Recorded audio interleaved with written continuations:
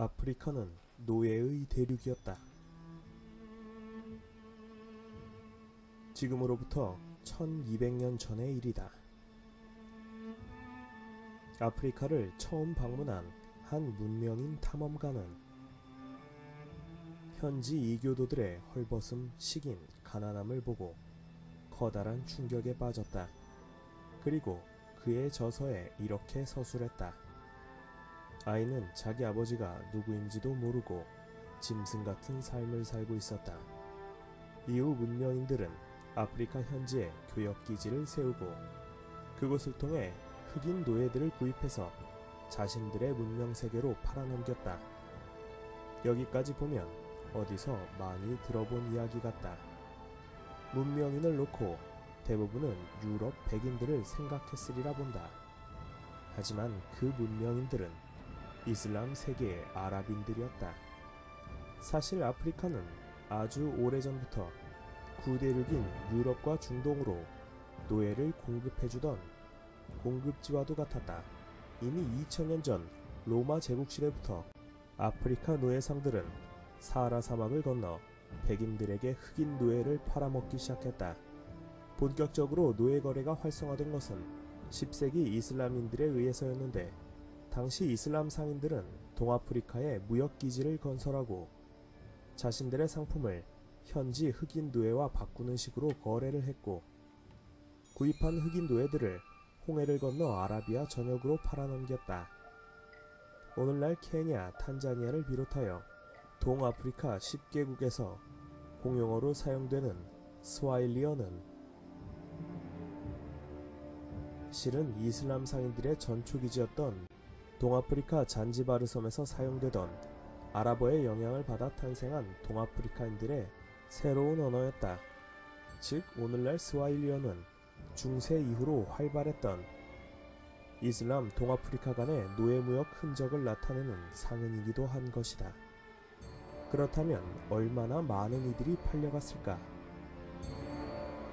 10세기부터 19세기까지 근 900년 가까이 도합 400만 명 정도에 이른다고 한다. 그래서 요즘도 중동국가와 축구를 하게 되면 흑인 선수들을 자주 보는데, 이들은 이민자들이기보다는 아메리카 대륙의 흑인들과 마찬가지로 흑인 노예로 팔려간 사람들의 후손인 경우가 대부분이다. 왜 유럽은 대서양으로 눈을 돌렸는가? 중세시대 유럽은 흑인 노예의 두 번째 소비지였다. 주로 동유럽의 비잔틴에서 흑인 노예를 사갔는데, 당시 서유럽은 가난했기 때문에 노예를 여럿 수입할 만한 형편이 되지 못했기 때문이다. 하지만 서유럽은 십자군 전쟁 이후로 화약, 나침반, 종이, 항해술 등을 전래받아 기술적으로 진일보하게 되었기 때문에 여건만 주어진다면 동유럽처럼 부유해질 준비가 되어 있었다. 다만 내적인 성장에도 불구하고 딱히 돌파구가 없었을 뿐이다. 당시 동유럽과 중동 지역에서는 오스만 투르크라는 강대한 세력이 존재하고 있었기 때문이다. 오스만이 그렇게 대단했나? 물론이다.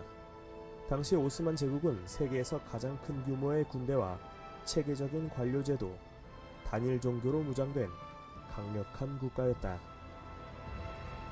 또한 군대와 관료제를 유지하기 위해 중개무역이라는 캐시카우를 가지고 쉼없이 젖을 짜내고 있었기 때문에 전성기 당시 전 세계에 걸쳐 있었던 오스만 제국의 교역 루트를 보여준다.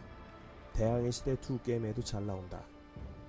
유럽인들은 아시아, 아프리카 등지의 진귀한 특산물을 오직 오스만 제국의 상인들을 통해서만 조달받을 수 있었고, 이로 인해 오스만이 얻는 중개 차익은 실로 어마어마했다.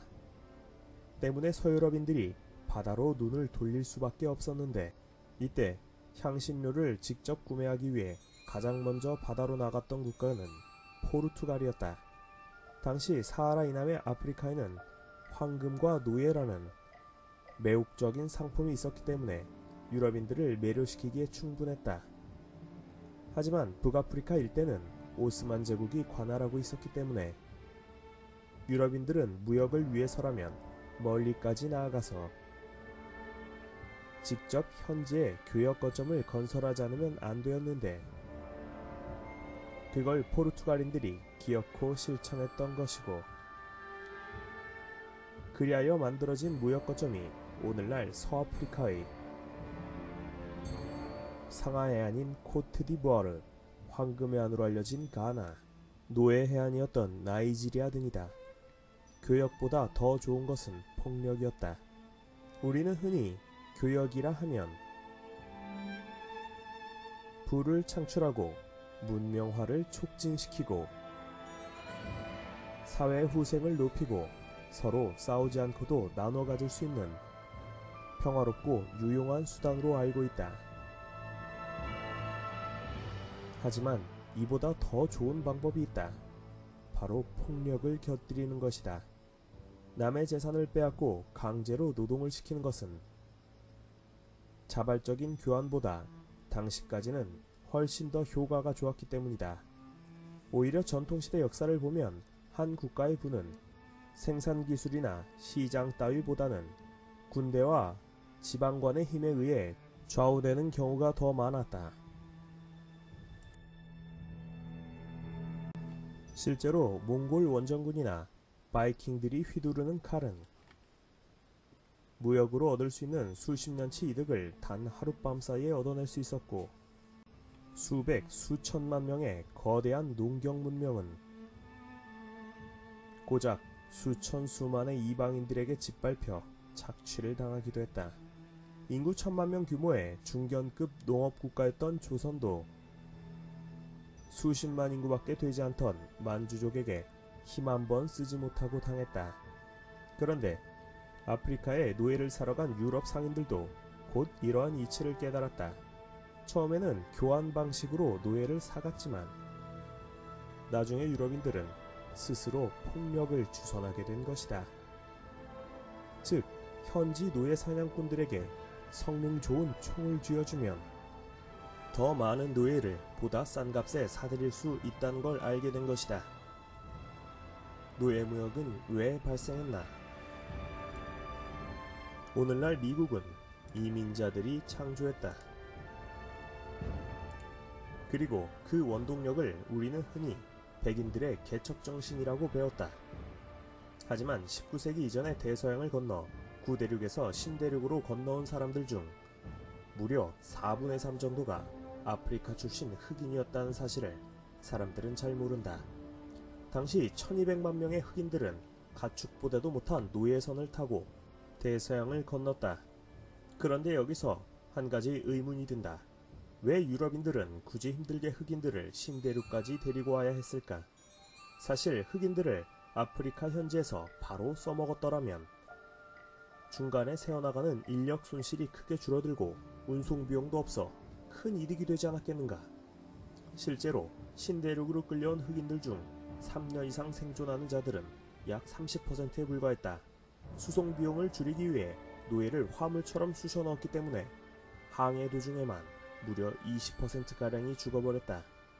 아무리 생각해봐도 아프리카 현지에서 노예를 부리는 편이 더 이득이다. 게다가 현지 생산을 하게 되면 노예들이 이미 그 지역의 기후와 풍토에 길들여져 있어 적응을 하는데 들어가는 시간과 비용을 크게 줄일 수 있다. 혹시 현지민들의 폭동을 유럽인들은 두려워했던 걸까? 하지만 노예제는 아프리카 자체에서도 꽤 오랫동안 운영되어 오던 체제였고 실제로 사하라 이남의 말리, 송가이, 가나와 같은 흑인 국가들은 모두 노예제로 운영되어 오던 노예제 국가들이었다. 그 나라 안에도 같은 민족인 흑인을 노예로 쓰고 있었던 것이다. 때문에 당시 아프리카인들은 숙명론이 강했다. 현지에서 수많은 노예를 부려 농장을 운영한다고 해도 결코 그런 부분이 커다란 문제가 되지는 않았을 것이다. 본인들도 노예를 쓰고 있으니까. 그런데도 굳이 힘들게 흑인들을 아메리카로 데려가야 했던 이유는 무엇일까? 사실 이유는 간단하다. 백인들 입장에서는 이미 신대륙이라는 식민지를 가지고 있었기 때문이다. 쉽게 말해 신대륙은 자신들의 온전한 소유지였지만 아프리카는 이미 주인이 있는 남의 땅이었기 때문이다. 남아메리카 국가들은 멸망한 지 오래도 북아메리카는 아직 부족사였으니 말이다.